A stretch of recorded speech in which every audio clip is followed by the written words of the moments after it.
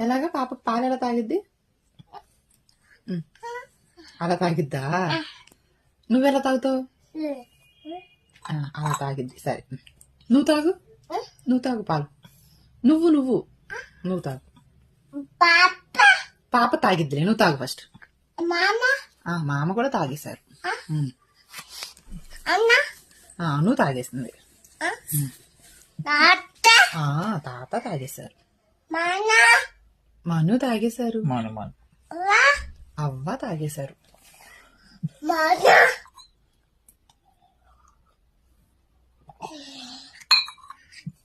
తాగావా? ఎక్కడ?